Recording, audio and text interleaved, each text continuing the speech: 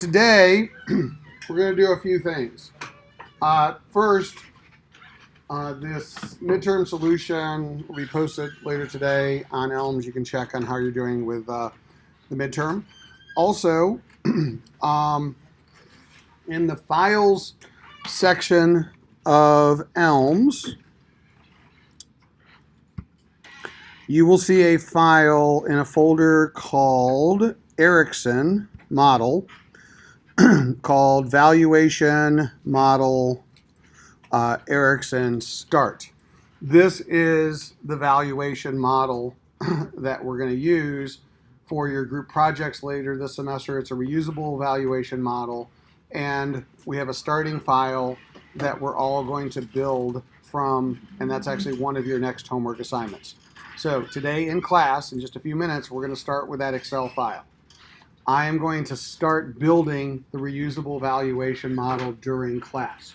Your next homework assignment is going to be, due Monday, 10 a.m., is basically to replicate exactly what I do in class today and submit that Excel file, right, by Monday, 10 a.m.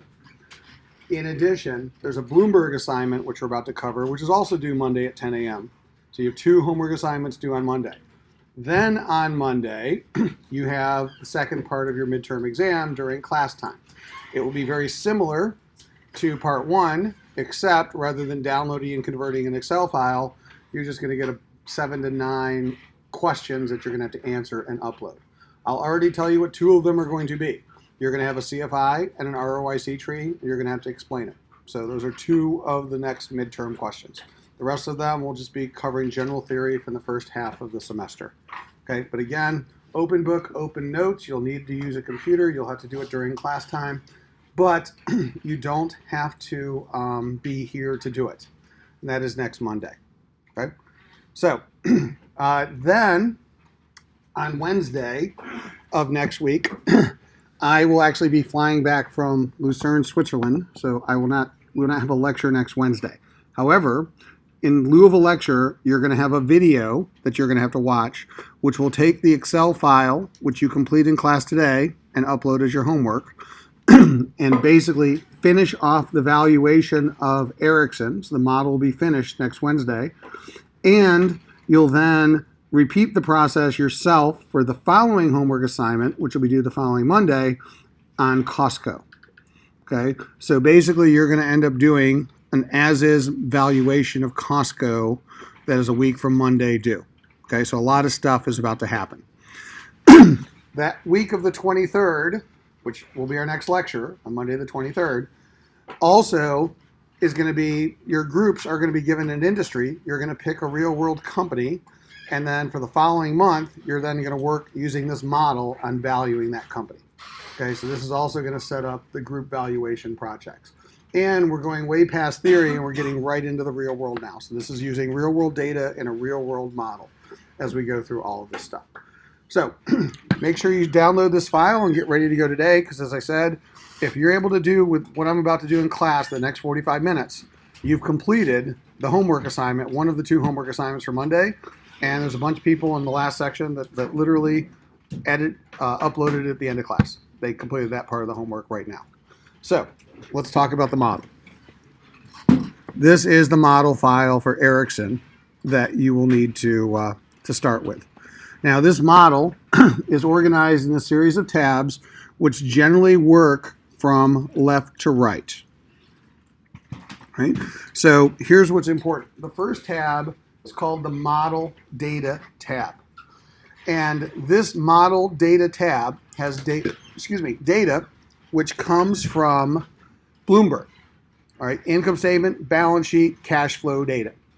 Now, one of the things that you will find is that Bloomberg has standardized financial statements.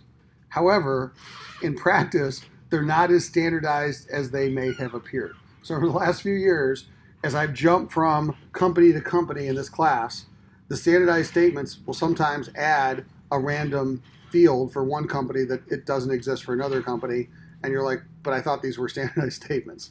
So Bloomberg calls them standardized statements, but they're not as standardized as they should be. So here's the problem. If we're going to do a reusable Excel model, then we actually need the statements to be the same for every company. So what I have done in this model is in the income tab and the balance sheet tab, I have created a standardized income statement and balance sheet that would apply to all the companies that we're going to value. But in order to create those, we need the actual data of the companies. So this is the exported data from Bloomberg using the FA custom function, which allows us to create our own data template. So this is the other homework assignment that you're going to have to do. So in Bloomberg, and you can go to Costco as an example. So here is Costco US equity. And then you type in FA, and then you go to the custom tab. Now, I have a series of custom templates. One of my custom templates is called Model. This model template exported is this tab in our valuation model. Okay? Now you can call it whatever you want, but you need to replicate this. And what's important is Excel always expects revenue to be on row 6, cost of revenue row 7, etc. as you go down here. There's approximately, if you go from 6 to 80, there's 74 rows of data that are being exported from Bloomberg, and they have to always be exported in this order, in this format. So here's what we're going to do. This is your other homework assignment. You come over here to custom and you create a new custom template. Now I named mine model. You can name it whatever you want, but basically you start by entering the field and you match what I have. So for example, in the Ericsson valuation model, coming back up, the first data point is called revenue.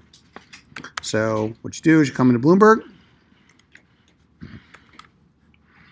enter field revenue, select the field, hit enter, boom, you now have historical revenue.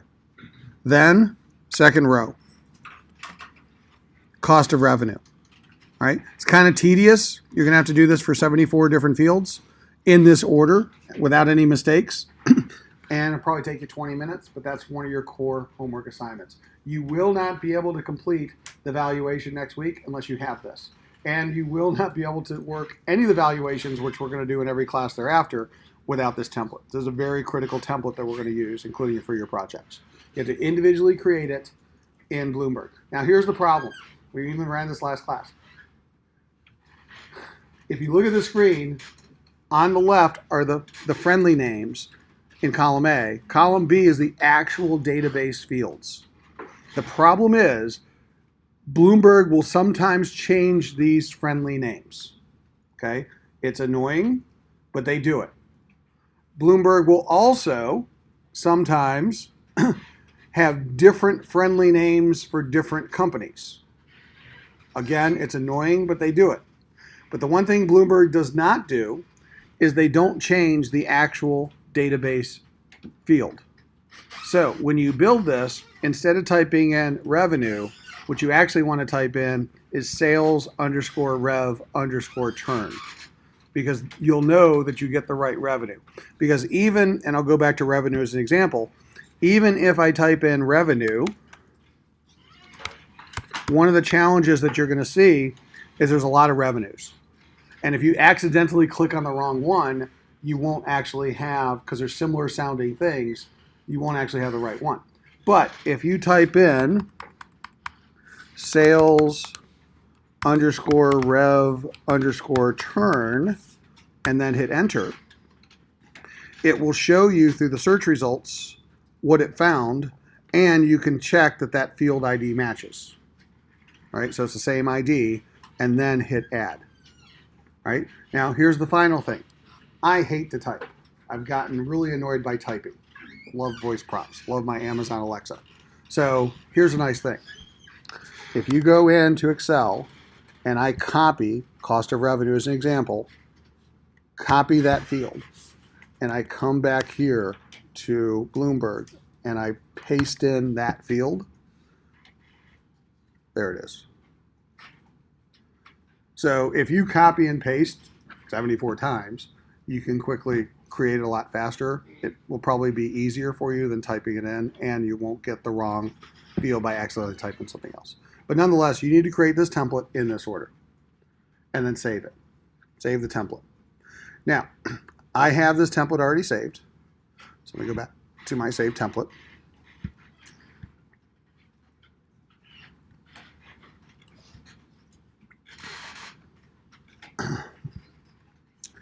So, a couple more things you're going to have to do. Once you create the template, come up here to settings, and there's some very important settings that you have to do for this save template. First, number of periods, 6. Bloomberg defaults to 10. This is the number of historical years that you're going to be exporting.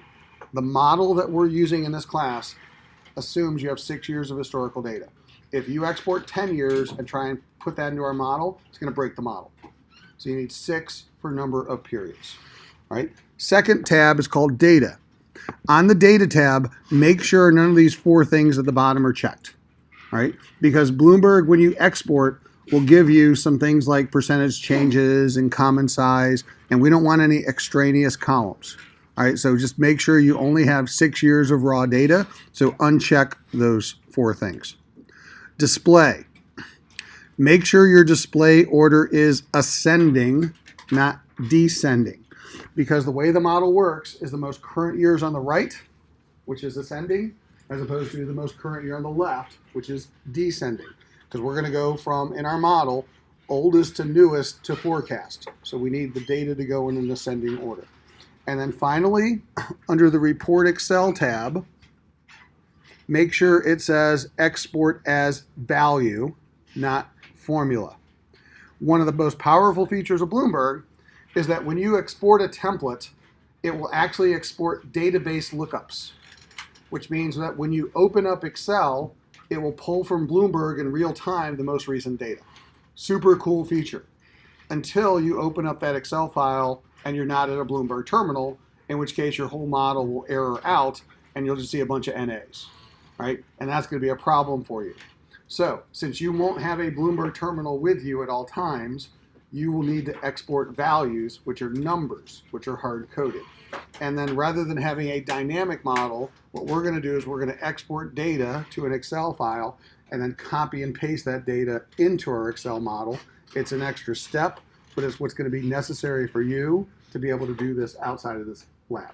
All right, so long story short, make those 4 changes, then hit update. Final step, once you have this model, and this is going to be for Costco, the data you're going to export, because Ericsson's already done. Ericsson is just your template. Output Excel, current template. So basically what it will do is you now will have 6 years of Costco data exported in real time using the format that we have. Now, what you're going to do next Wednesday, a week from today, part of your following homework assignment, is you're going to take this data for Costco and you're going to replace what was here for Ericsson with the Costco data row for row by copy and pasting it in. But one other thing is going to be important, and I don't know how to get around this. Excel does not like dashes. Right? So if you have a dash in a cell that's part of a formula, it will error out the formula. Bloomberg exports zeros as dashes. I don't know how to override this in Bloomberg. If somebody can figure this out, let me know. I've never heard from Bloomberg even anybody knows how to do that.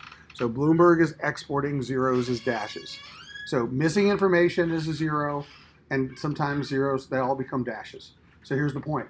We can't put these dashes in this model. It will break our model. So what you have to do as a final step, and you do this in Excel once you've exported it, is you have to replace the dashes with the zeros. The easiest way to do it is to copy the dashes, hit find, which is Control F, which is find, and then paste in the dash, and then replace the dash with the zeros. Replace all. So that'll take 48 dashes and make them 48 zeros very quickly. then save your file. Okay. Now, you don't have to do that step. You can manually put in zeros for dashes, but doing that 48 times kind of annoys me. So that's going to be key to putting the data in. Save your files whatever you want, but here's how the import will work next week. If we want to reuse the valuation model, we'll take the Costco data that we just exported, most recent 6 years. We'll select the whole tab. We'll copy it. We'll go to the valuation model, which currently has Ericsson. We'll select the whole tab, paste special values, and we have now replaced the Costco data or the Ericsson data with the Costco data. So that's how we're going to update and reuse the model. Everybody see what I just did? Now, when you do the copying across spreadsheets, copy, paste special values, don't copy, paste. Here's why. If you copy and paste, Microsoft will try and be helpful, and they'll make references to that original file. So every time you open up the model, it'll say, oh, let me go find the original file to see if the data has changed. You may not have that, and it'll just be annoying. So sometimes Microsoft gets a little too helpful when you copy across spreadsheets and makes links to the historical spreadsheet. So if you copy paste special values, it literally just puts in numbers and it doesn't make any references. So when you copy across, you'll notice I'll often do copy paste special values. That's why. Just data. You don't want to copy it where Microsoft tries to do anything that you don't expect it to do, because that will cause you many an annoyance at a later date. So back to this. That's how we would update the model on a go-forward basis. Questions about what you just saw me do? Okay, great. So if you've gotten to this point and you have this data, this is your other homework assignment. Upload this Excel file, and that is, I believe, homework 7. Okay? And that's due on Monday. But let's focus on homework 6, which is due at Monday. So let me cancel out of this. Don't save. Don't save. And let me go back to Ericsson. Okay, so again, series of tabs. First tab is model data. The next 2 tabs are called assumptions and ratios. All right. The tabs after that, income and balance sheet. These are the default formatted income statement and balance sheets that I have created, which are relative reference updated to the model tab. You can see up here, it says equals model data C29. But it's very important that inventory is on row 29 every time. That's why we need to make sure we all have the same standardized template from Bloomberg. All right. Now here's the other thing. On your midterm exam, you had to convert statements. Here's where I've done you a favor. TFI, TII, CFI, I've already mapped and converted those income statement and balance sheets for you. Okay, so basically the raw data comes in from Bloomberg. It populates the historical income statement and balance sheet that's structured and standardized, and then it maps to these converted TFI, TII, CFI, and over here to the right.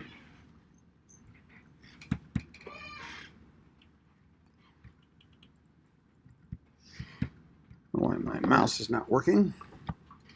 Well, the point is, if I do go over to the right, there it is. The window's too small. It goes over to the economic profit tabs, and then this is the ROIC chart, or ROIC table, that was actually your homework assignment. This is where it gets created, and the CFI comes out as CFI as well. Okay, questions about that? Yes? What happens if, like, a company that you're looking at, like for our final project, for instance, has different line items than like are classified?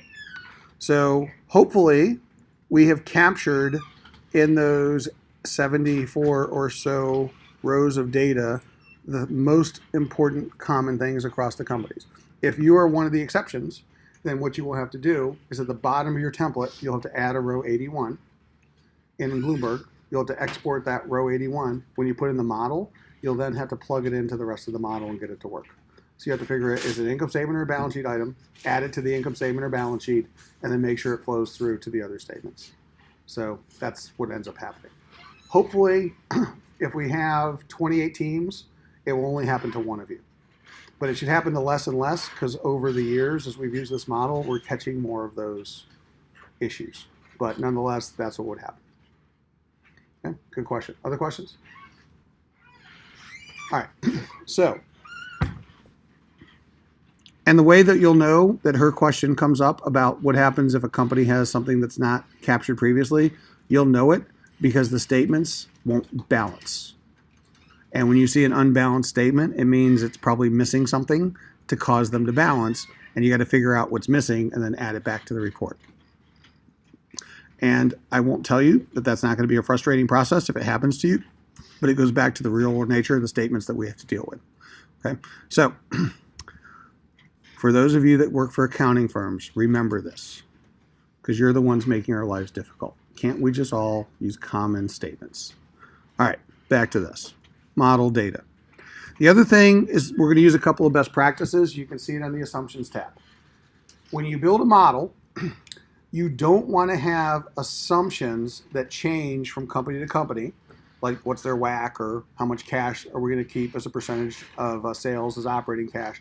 You want to be scattered throughout your model, because when you reuse this model, if you have all your assumptions scattered throughout, you'll probably forget to change something and it'll get really annoying. So you want to minimize and concentrate all the assumptions into one place.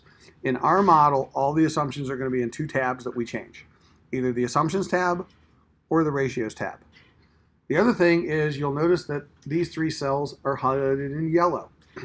Because I don't want to break my model by accidentally overwriting a formula or a relative reference, I need to know what I can change and what I can't change.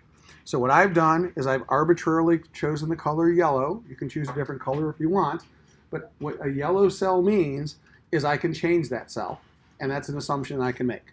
Anything that's not yellow, I shouldn't change because it's going to break my model. Right? So we want to minimize where all the yellow cells are. I'm going to put them into two tabs.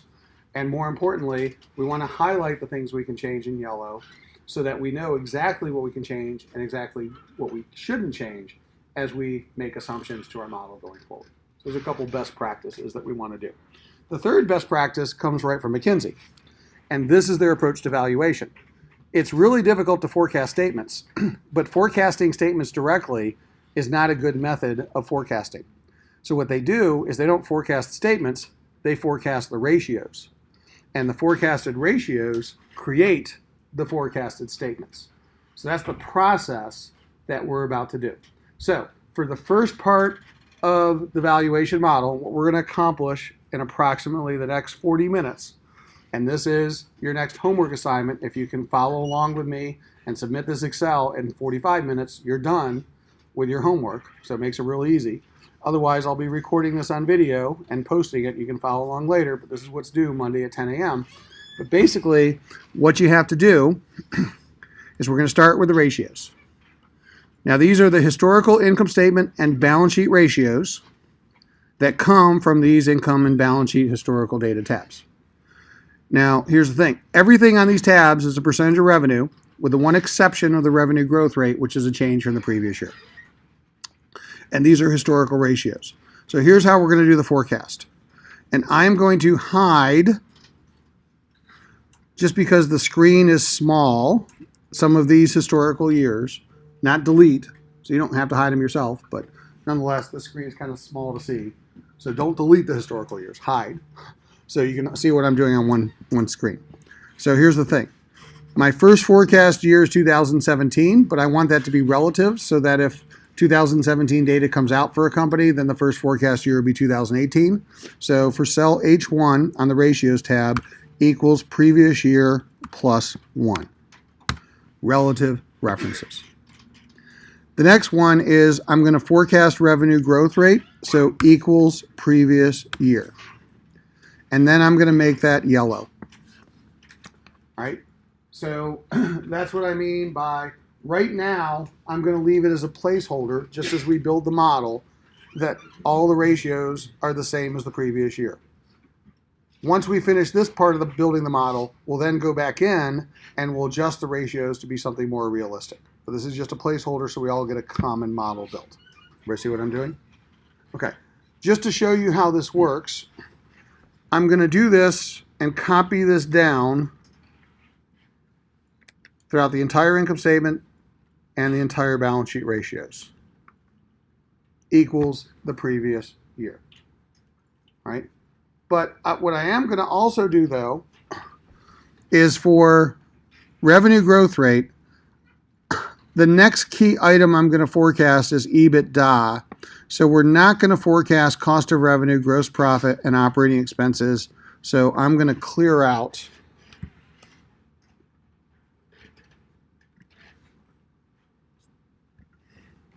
those three, and I'm going to do no fill and make them not yellow. And this is just a choice. So basically, one of the key things we're going to have to forecast is EBITDA as a percentage of revenue. However, in the valuation, we don't really need to forecast cost of goods sold and SG&A to get to EBITDA. We can forecast EBITDA directly. If this were the real world, a company that you're doing the work for would like to see your forecast for cost of goods sold and SG&A. But practically for cash flows, it doesn't really matter. So to save us a little time and to make it a little easier to forecast, we're just going to forecast EBITDA. Okay? So we're not going to forecast cost of revenue and gross profit. So here's how this works. Let's translate. Let's go to the income tab. And this is my forecast. And I'm just going to add the word forecast just so I can understand what's my historical data versus what's my forecast data, because I'm going to start having a lot of data on the screen. And we're going to eventually create a 6-year forecast. So we'll have 6 years of historical data, and we'll have 6 years of forecast data in this model. Okay? So, and I'm just arbitrarily picking 6 years. So here's how it works. Relative reference equals previous year plus 1. That's my first forecast year. And now I want to forecast revenue. And again, I'm going to hide some of the previous years just so it's easier to see what I'm about to do. So for revenue, here's how we forecast 2017 revenue. Equals previous year revenue times left paren 1 plus from the ratios tab 2017 revenue growth rate. Right paren. And I'm going to take this whole column down to here, and I'm going to format this as dollars to 1 decimal place just to be consistent. All right. Now, technically, we're doing Ericsson, which means this number's in euros, but nonetheless, the model will display dollars. All right. So here's the point. If Ericsson sees a 9.8% drop in revenue, that would mean revenue would go to 206.89.8. Everybody see what's happening here? I don't want you to do what I'm about to do, but here's where we're going to go with this next week. If revenue were to grow 2%, well then that would be the forecast. So this is what I mean by instead of forecasting revenue directly, what we're going to do is we're going to forecast the percentages, the ratios, and that will create the forecasted statements. That's the way we're actually going to build the model to work. But since I want us to all have the same numbers as we get started, let's just leave the equal the previous year as a placeholder as we build out the model. Okay, so we all have common numbers. So if it drops 9.8%, then it would drop to 206.89.8. The next line item that we're going to forecast is EBITDA. So here's how EBITDA works. Equals our forecast for 2017 revenue times, from the ratios tab, 2017 EBITDA as a percentage of revenue. Times that 6.8%. So 13,661.9. Forecast depreciation equals 2017 revenue times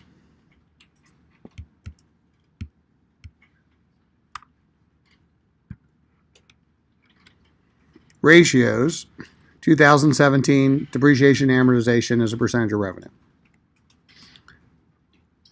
All right. Now, here's the thing.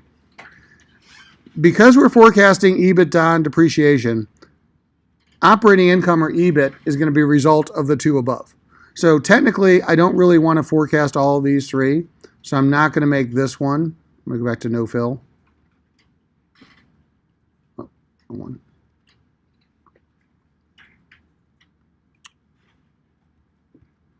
I'm not going to make that one yellow. So basically, if we forecast 2 of these 3 items, it creates the third. I'm choosing to forecast EBITDA and depreciation to create operating income or EBIT. We could have forecasted EBIT and depreciation to create EBITDA. We could have forecasted EBITDA and EBIT and created depreciation. Right? I'm choosing to forecast EBITDA and depreciation, and that will get us our operating income or EBIT forecasts. Right? So here's the point. On the income tab, equals EBITDA minus the DA, 5650.8. Now you can follow the pluses and minuses over here. It's kind of how an income statement works.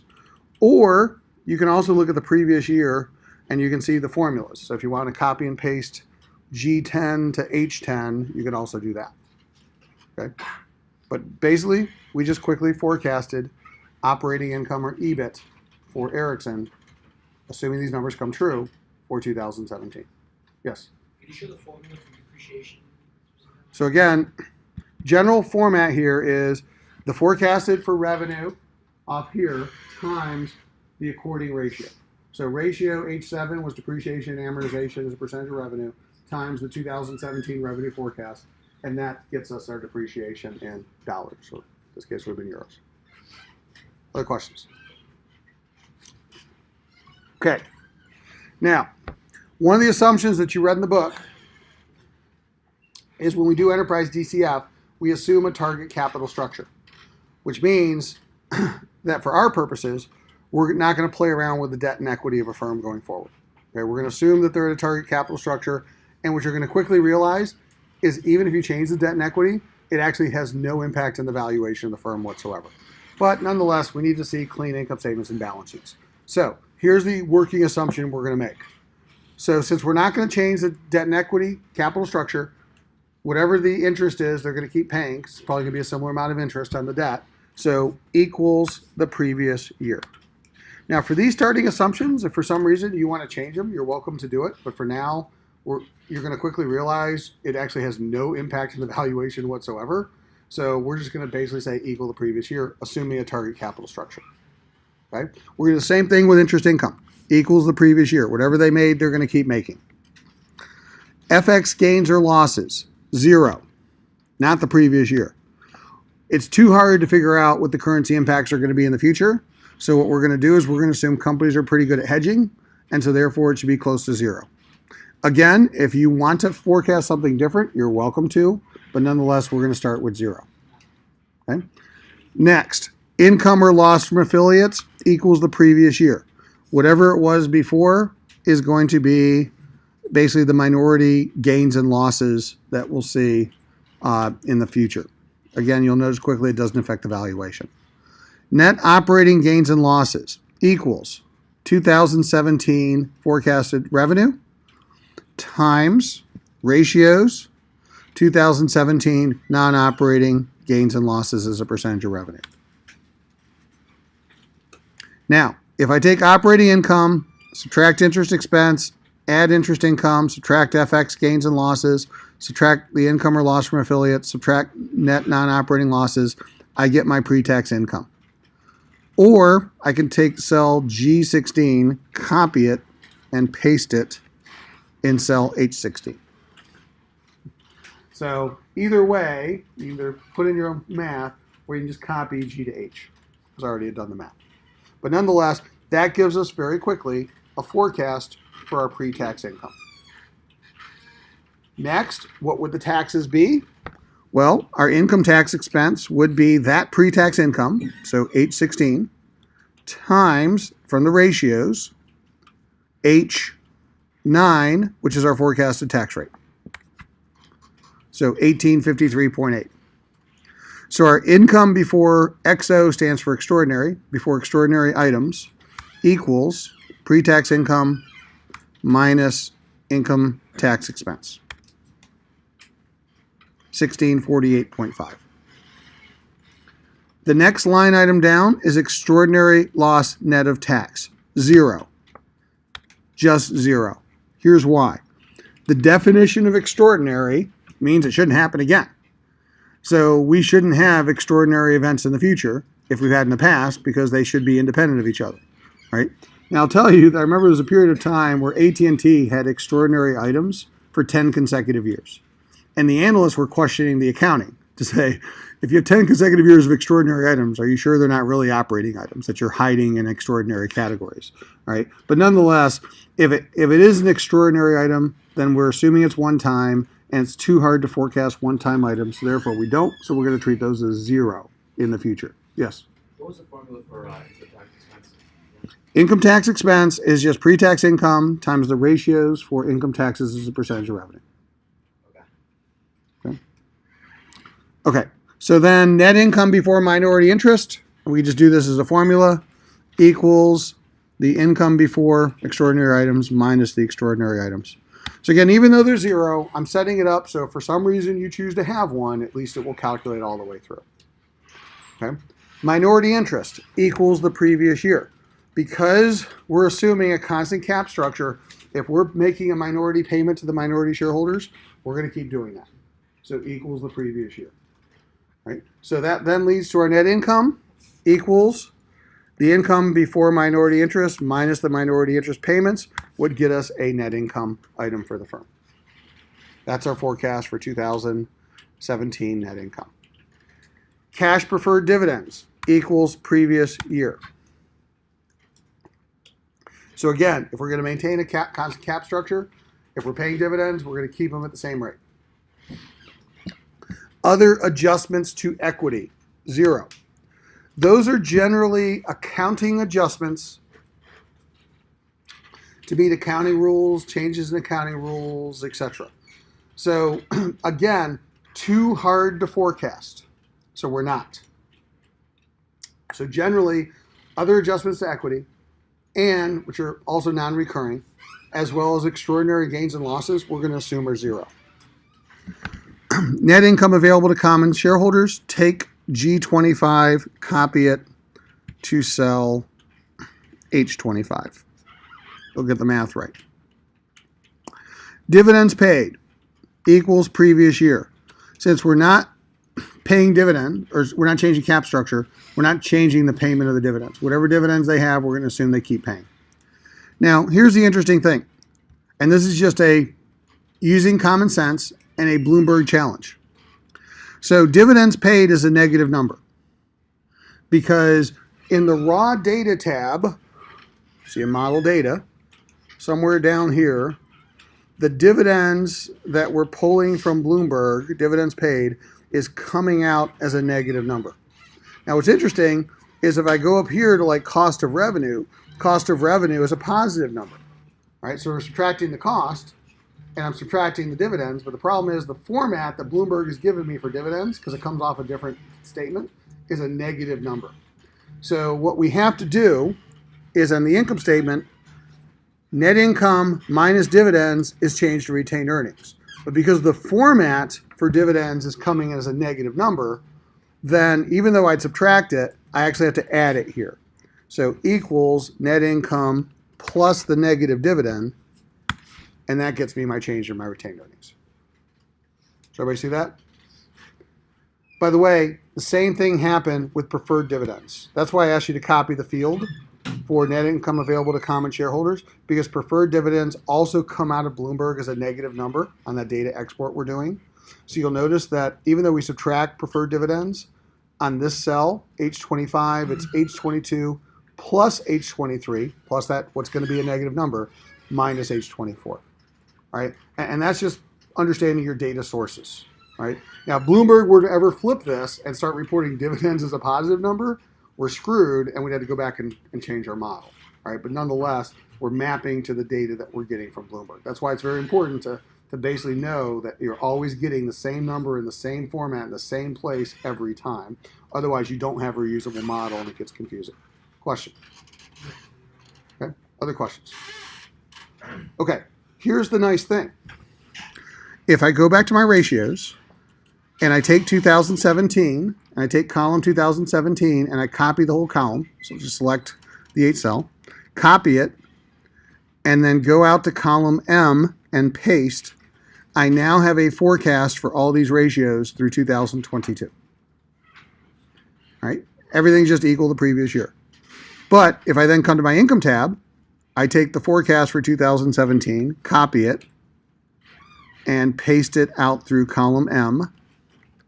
And I now have a forecasted income statement for Ericsson through 2022.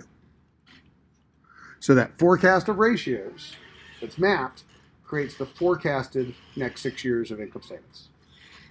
Now that took us about 20 minutes, but nonetheless, we now have a forecasted income statement model.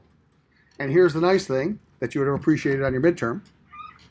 If I go to the TII tab and I take 2016 TII and I copy and paste that through column M,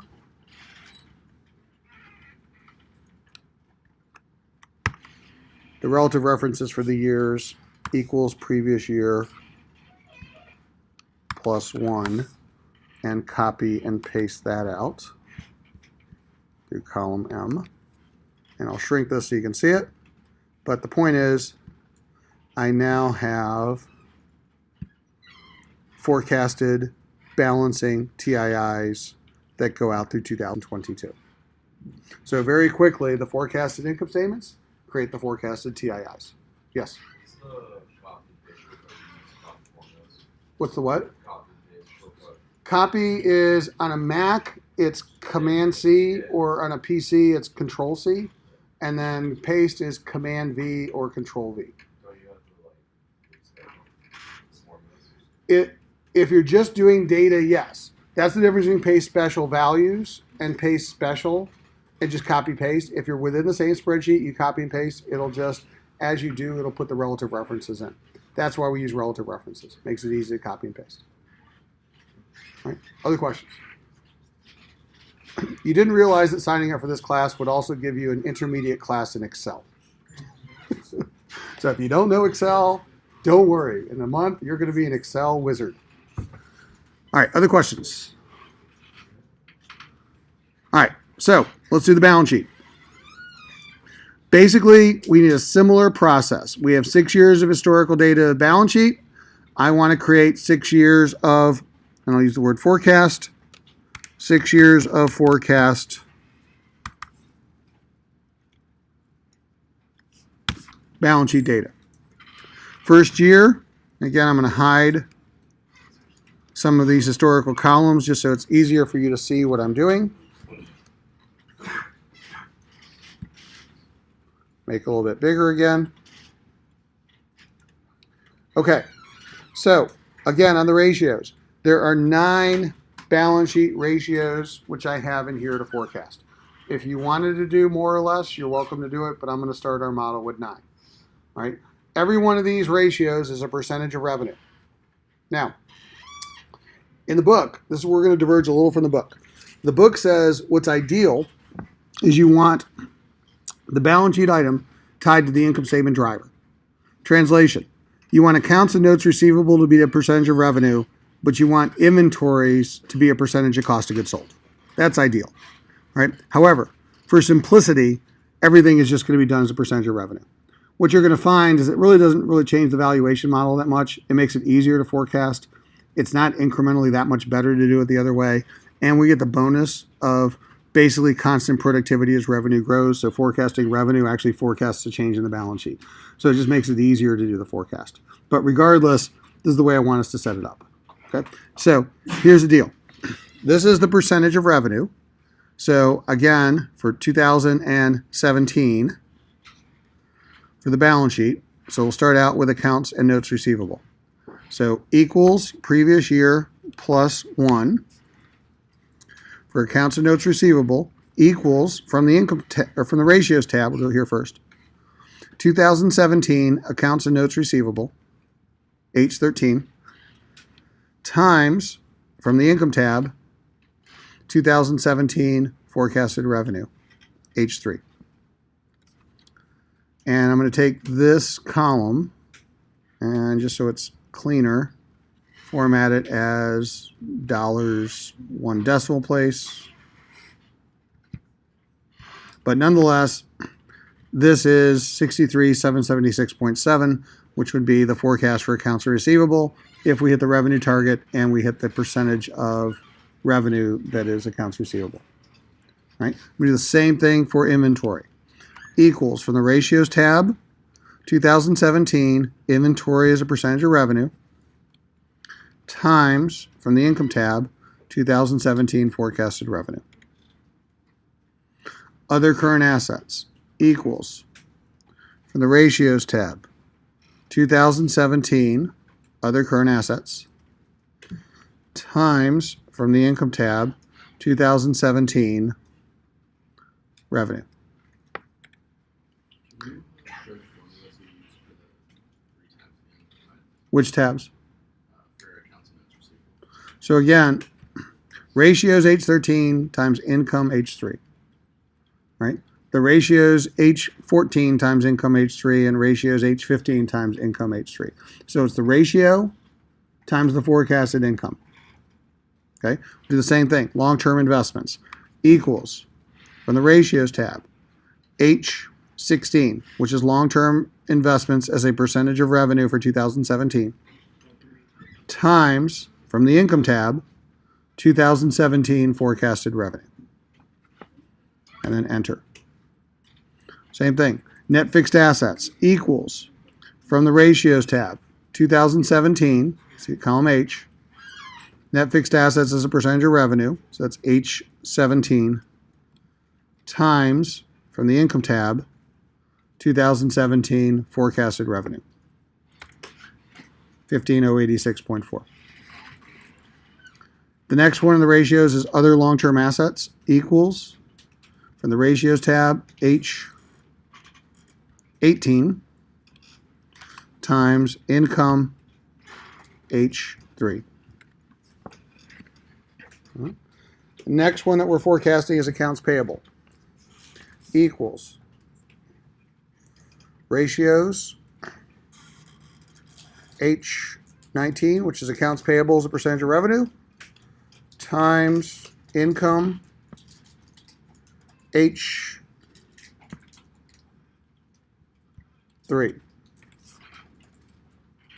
Other short-term liabilities equals ratios H20 times income tab H3. And finally, other long-term liabilities equals, from the ratios, H21 times income H3. So very quickly, we've just taken those 9 ratios, a little smaller, and we've created those 9 forecasted income statement items. Right? Yes. Scroll down. 51, 51.4 should have been. Yep. Thank you. Okay. Other questions? Item number 10 is operating cash. Operating cash is on the assumptions tab, not the ratios tab. Here's the primary difference. Ratios are different year by year. Assumptions are the same across the years. That's the way I'm differentiating them.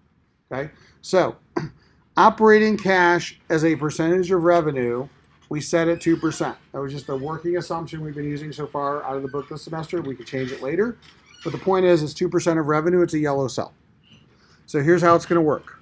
We go to our income tab for balance sheet tab for operating cash for 2017 equals, from the assumptions tab, B3, so operating cash as a percentage of revenue, times, from the income tab, H3, 2017 revenue, so 4,013.8. Now here's the thing. When I copy this over, it's going to be a problem.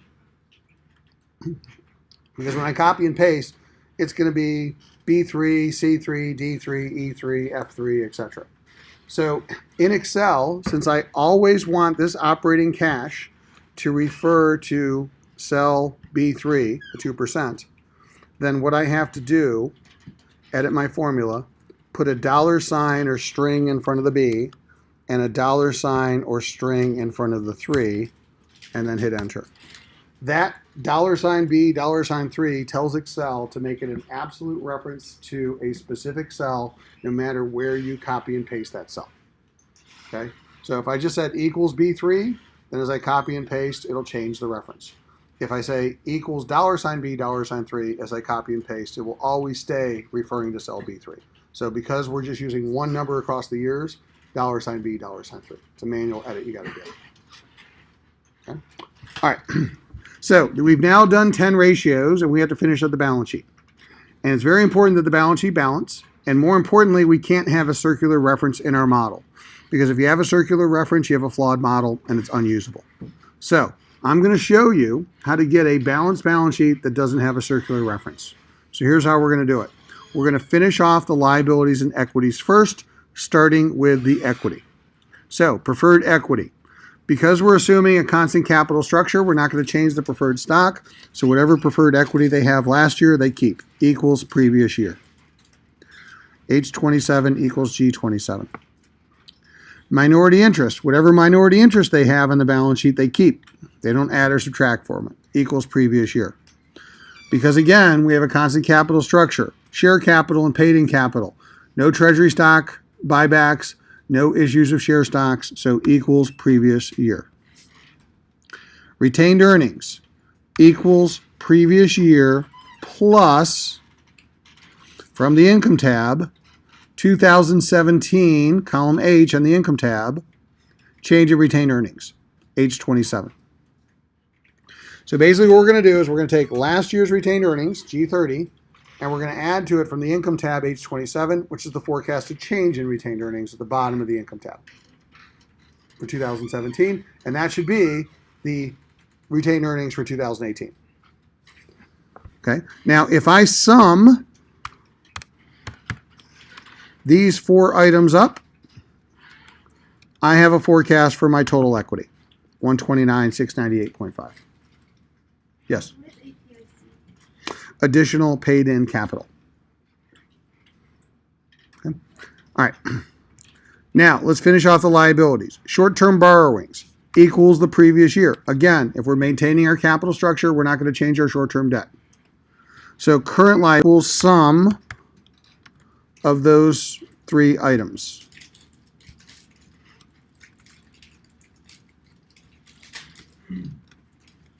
Long-term debt equals previous year. Whatever long-term debt we had, we're going to keep. Not changing the capital structure. Pension liabilities equals previous year. All right, we have the pension liabilities. We're assuming that they will not add to our pension liabilities because to comply generally with laws across most countries, we're not allowed to run pension deficits in the future. So we'll assume companies won't increase their pension deficits. They'll be NPV 0. So we got what we got, and they'll just be NPV 0 going forward. So again, equals the previous year. If you ever wanted to change these, for whatever reason, you can always make adjustments, but this will mostly work out for you. Okay, so long-term liabilities equals the sum of the three items above. Long-term borrowings, other long-term liabilities, and pension liabilities. Total liabilities equals total current liabilities plus total long-term liabilities. Total liabilities and equity equals total liabilities plus total equity. So we now have a forecast for equity, assuming everything comes true, of 263,451.2. It is very important for our balance sheet to balance, because if we don't have a balanced balance sheet, we will have a flawed model. So I'm going to show you how to get the balance sheet to balance. Go to total assets equals total liabilities and equity. Voila, you have a balancing balance sheet. Right? So here's the thing. In order to get the total assets to add up to that amount, we're going to need what's called a plug. We're going to have to plug for or solve for something, plug for something that basically gets the balance sheet to balance. The plug is excess cash. All right? So basically, we need to look through our assets, and to solve for us excess cash, the only other asset we didn't forecast was goodwill. Goodwill comes from acquisitions. It is too difficult to predict M&A in the future, so we're not. So therefore, equals the previous year's goodwill. We're going to leave goodwill alone. So basically, excess cash. That's the last item. Cell H5 equals total assets minus everything else. Minus operating cash, H4. Minus accounts receivable, H6. Minus inventories, H7. Minus other current assets, H8. Minus long-term investments, H10. Minus net fixed assets, H11. Minus goodwill, H12. Minus other long-term assets, H13. Hit enter, 43,498.5. Very important when you hit enter, there is no circular reference. There shouldn't be. And now we have all of the items that should add up to our total assets. So if I take my current assets, I can sum everything above from operating cash down to other current assets. All right, for my long-term assets, I can sum from long-term investments down to other long-term assets. And if I want to do minus sign, and if I want to do a check, I can basically take my current assets plus my long-term assets, and they should exactly match the total assets, which equals the total liabilities and equity. So that's the point. I now have a balancing balance sheet for 2017. Once I've gotten to this point, it's all downhill. Select column H, copy it, paste it out to column M. I now have forecasted balancing balance sheets that go through 2022. I then go to TFI. I take column 2016. I copy it to column M. Equals relative reference plus 1 for the years. Copy, paste. I now have forecasted balancing TFIs through 2022. Now, the more important statement, my CFIs. I then take 2016, copy it, go through column M, and I paste. So I should now have balancing CFIs that go through 2022. I then go to my economic profit tab for end of BOY, take 2016, copy it, paste it out 6 years.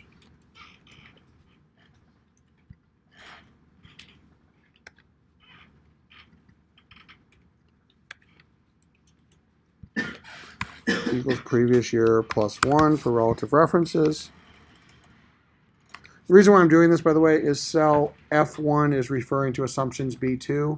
Assumptions B2 is the last reported year, so that way I can quickly change the years across the model. But regardless, I now have EPs for BOY that balance through 2022, and the last step is EPEOY, copy and paste through 2022 equals previous year plus 1 for the year reference. Copy and paste that across. And now I have economic profit based on end of year going through 2022 that balances as well. Save. Done. That's homework 6. If you've gotten to this point, and here's how I'm going to tell the TAs to grade it, here's the checks. Look at your CFI. In the final year for 2022, do you have 13,079.8? If you do, you did it right. Because there's no way you get that number if everything else wasn't entered correctly. If you didn't, you made a mistake. Same thing. Check your EPEOY. Do you have for EPEOY 54, 53 for the final year? If you have those two numbers, you did it right. If you didn't, then you got to go back and figure out what you missed. Yes? So I have those numbers to provide excess cash received. Okay. How different is your excess cash if you have those numbers? Okay, yeah, I don't know why you would have a different excess cash.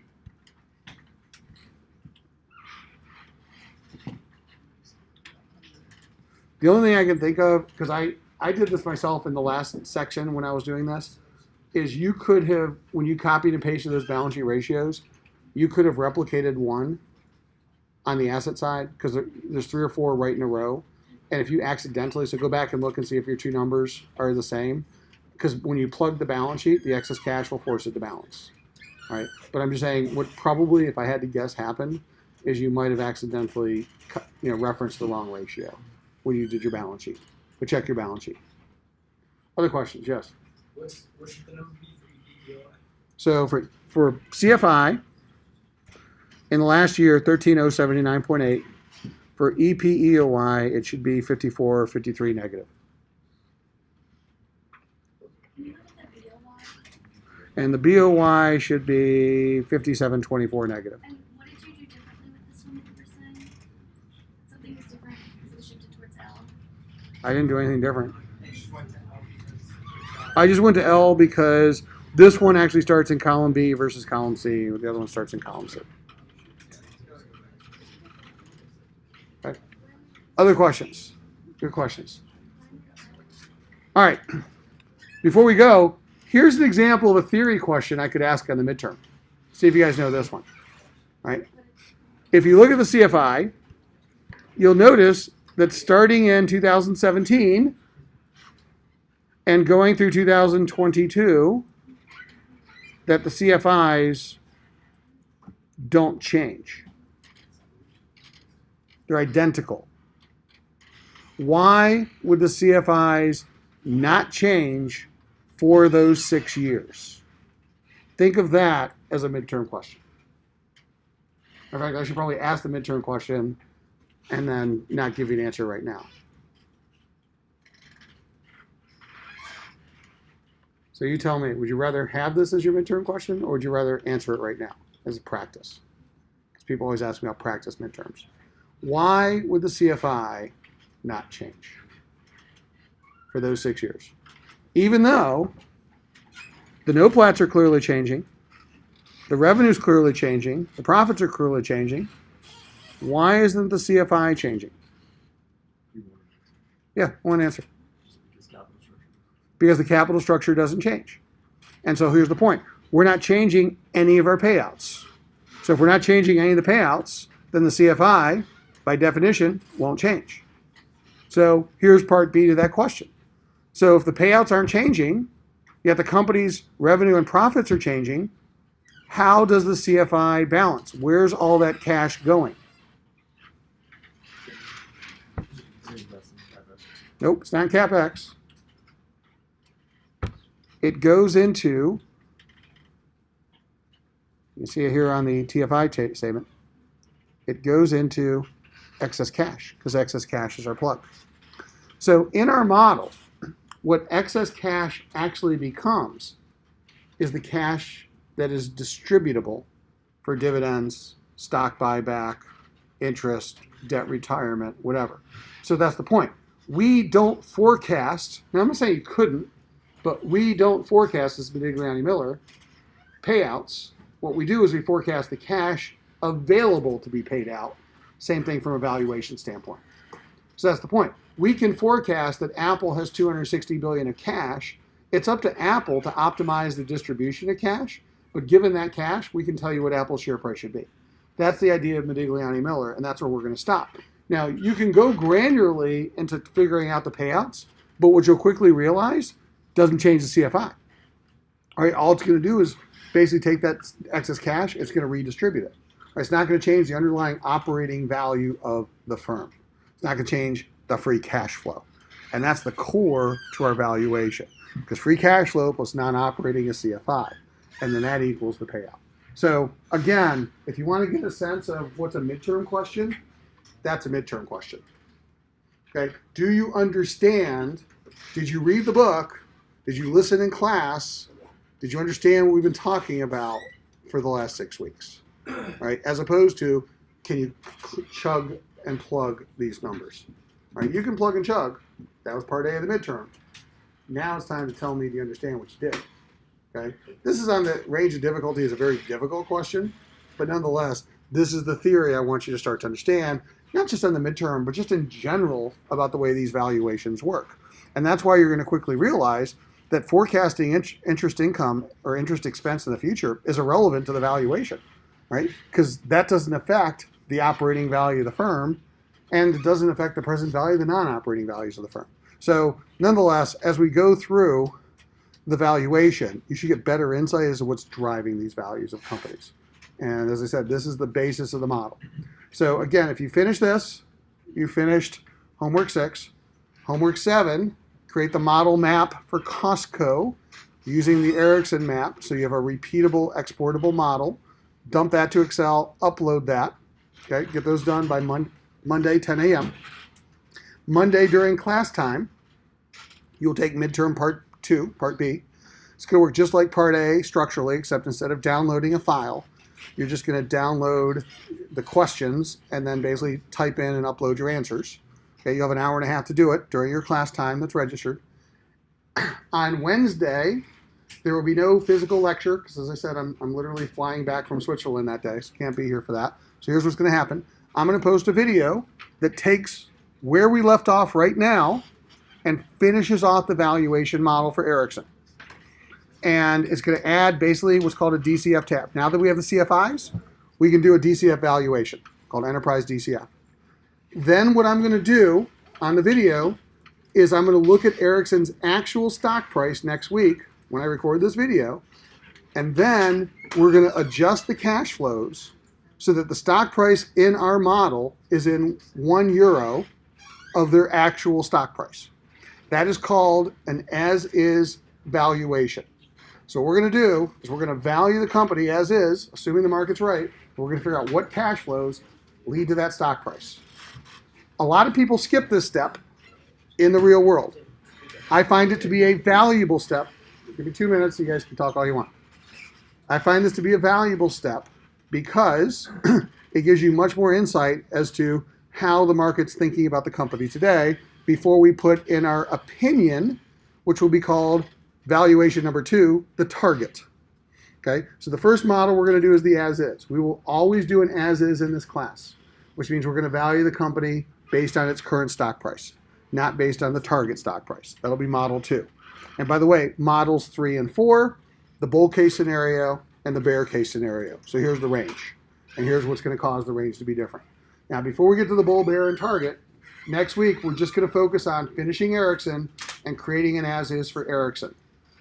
Your homework 8, which will be due a week from Monday, I think that's October 23rd, is going to be, and this will be available on Wednesday, you're going to watch the video, you're going to complete the model for Ericsson, you're going to understand the valuation, you're then going to take the Costco data that you have downloaded from your model, you're going to replace the Ericsson model data with the Costco data, and you're going to do a Costco as-is valuation. All right, and that is what you're going to submit for next Monday. Our next lecture will be Monday, October 23rd, and then we'll discuss both valuations in class, but focusing more on the Costco valuation. So as I said, very important that you get that downloadable template, because if you don't have that downloadable template, you will not be able to do the Costco valuation. And very important that you finish this model plus the rest of this model that we'll do on the video, because otherwise you won't be able to do the Costco valuation. All right, and that template that you're doing for Costco is the same template you're going to use for your group projects. Okay, there's a couple more things we're going to add to it, but we're 90% of the way there of having the model you're going to use for your group projects, which you'll select the week of the 23rd. So that's what's going to happen the next couple weeks. Questions about those logistics or anything else?